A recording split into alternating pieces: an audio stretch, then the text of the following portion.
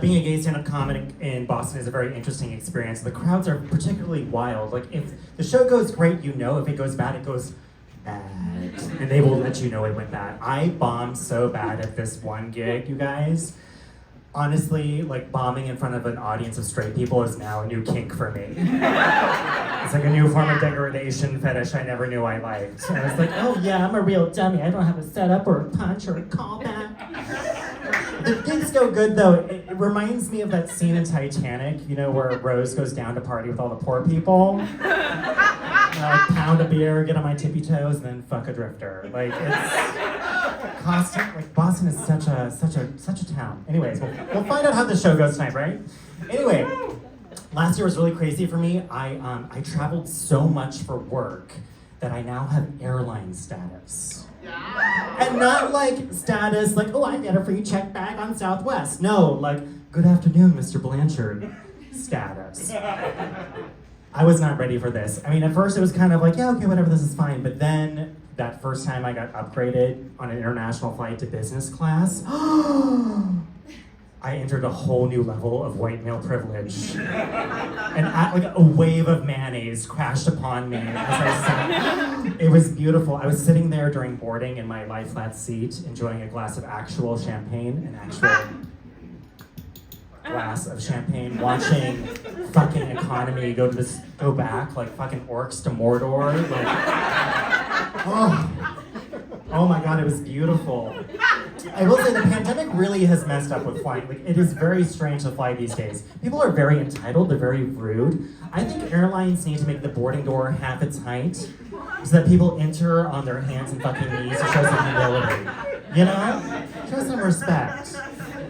I say that because I actually used to be a flight attendant.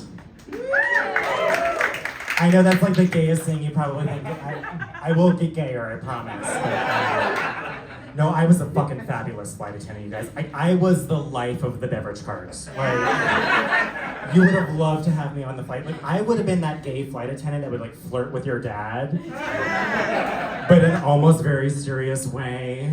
I was like, oh, Mr. Collins, would you like another beverage? This one's on the house. It'd be like that. Do you guys want to hear my best flight attendant story? Yes! Do you want to hear my best flight attendant?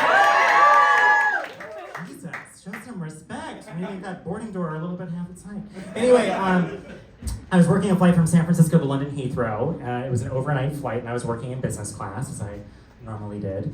And halfway through the flight, call light goes off, and I walk out into the aisle. I'm like, oh, ma'am, how can I help you? And she's like, I just started my period. I have nothing. Can you please help me out? I'm like, girl, I got you. I'm with her. And I go into the gallery. I'm like, ladies, code red. I need a tampon. I need a pad. I need it now. And magically a pad appears, and I put it in an air sickness bag. And I very discreetly drop it on her tray table. Just then, the man sitting next to her wakes up, and he's like, what's that? What did you give her? I'm like, oh, sir, it doesn't concern you. It's no big deal. Like, no, I paid the same exact money to be on this flight. I expect the same level of service. And he wouldn't let it go. Like, it got really weird. And so, eventually, I went back into the galley. I got another pad, I put it in the air sickness bag, and I dropped it on his fucking tray table. 5 minutes later, I'm in the galley telling the other flight attendants, like, you would not believe what 7A just did to me. And then the lead flight attendant, the purser, comes in, and she's like, what the fuck did you do to 7A? I'm like, what do you mean? She's like, go take a look at his new sleeping mask. With the wings and everything. It was so... Don't fuck with flight attendants. Don't fuck. You're way too sassy for you people. That's why we're up in the air.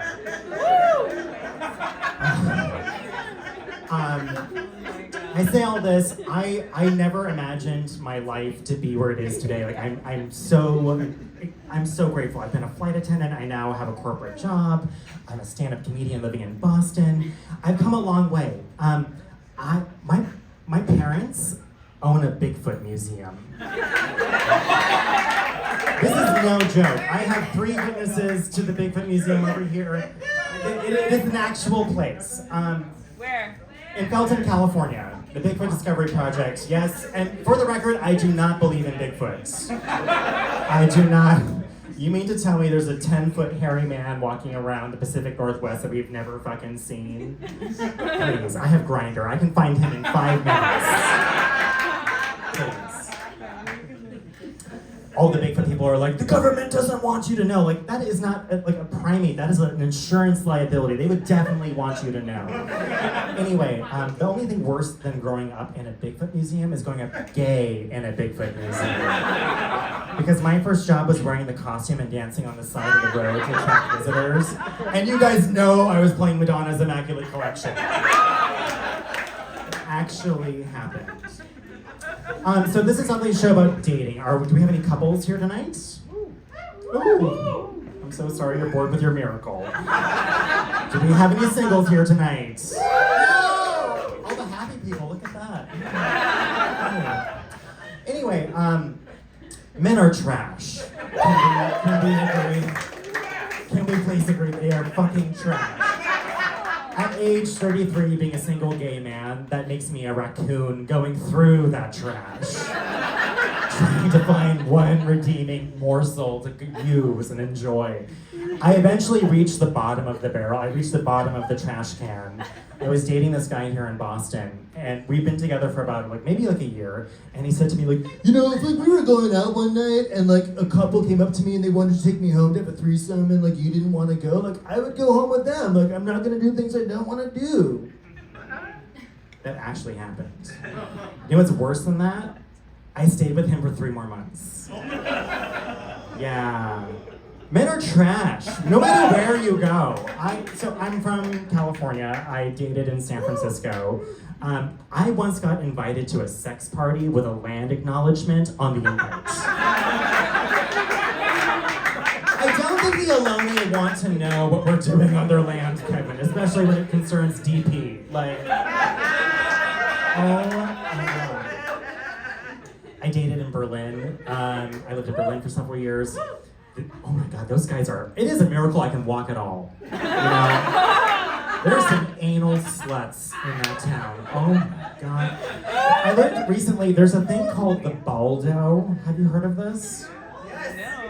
It is okay, so we have a user over here. The baldo, for those of you who don't know, it's a silicone apparatus. You stick your testicles into it, and then you fuck someone with your testicles in this silicone apparatus. I'm like, what kind of show do you have to have where that is yeah, babe, let me fuck you with my testes. I'm imagining the user group for this, it's a Venn diagram. On the one side, you have Senate Republicans, and then on the other side, you have Taylor Swift fans. I don't make the rules.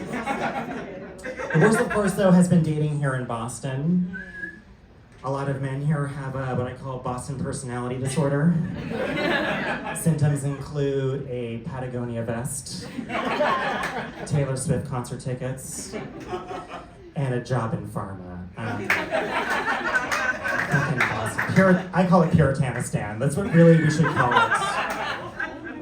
Dating here is pretty rugged. I moved here thinking oh my God, Boston's gonna be this is one of the most educated places in the entire country. I'm gonna meet so many interesting people. And instead, it's been love on the spectrum. A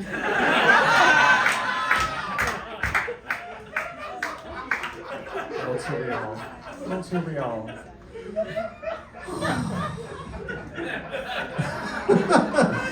Anyway. So this is a very big year for the gays. It really is. Madonna is going on tour. Beyonce is going on tour. Taylor Swift is going on tour. Miley Cyrus is going on tour. All these divas. Oh my God, you guys! These the tickets are so expensive. This country is about to go into the gayest economic recession you have ever seen. Oh my God, dad bods are going to become the new norm because all we'll be able to eat is top ramen. Those Taylor Swift fans, I feel for them because the only thing they're going to be shaking this summer is loose change out of the couch. These tickets are so expensive. Am I a fan or am I a shareholder? It's also interesting, people are very critical right now of Madonna and all the plastic surgery that she's done. I'm bitch, she's Madonna, let her live her best life. It's also very interesting when people are like very body positive and like her body, her choice, so suddenly they're not. I personally like that point. Anyway, that's my moment for feminism. But yeah, this gay economic recession that's coming up, I don't think you guys are ready. The housing market in Provincetown is going to collapse. You can forget about the hot tub parties this summer. Bravo, HGTV, that's all going to be canceled. Everyone's haircuts are just going to look more fucked up by the day. Be prepared. Anyway, do we have Taylor Swift fans in the audience? Oh, I'm so sorry. I don't like Patty Mayonnaise. I said it. She's Patty Mayonnaise from Doug. Am I right? There's just something about, I don't know what it is. I think when she broke Ticketmaster, did you guys hear about this? Yeah. Her tickets went on sale and Ticketmaster couldn't handle the demand, so suddenly the whole thing came crashing down. It was so awful. And I was like, it was so bad that the Senate Democrats had an actual hearing where they're like, we need to talk about Ticketmaster and break it up because this is a monopoly. I'm like, oh my God, fucking Flint, Michigan still does not have clean drinking water. And we are more concerned with getting basic bitches priority access to Patty Mayonnaise sing her burn vocal out. Let's just get everybody on that concert list a book on attachment theory and call it a day. I'm sorry, Swifties. I'm so sorry. I don't need to make fun of your diva, and I'm sure this is not going to be the last time you've been let down by a white man.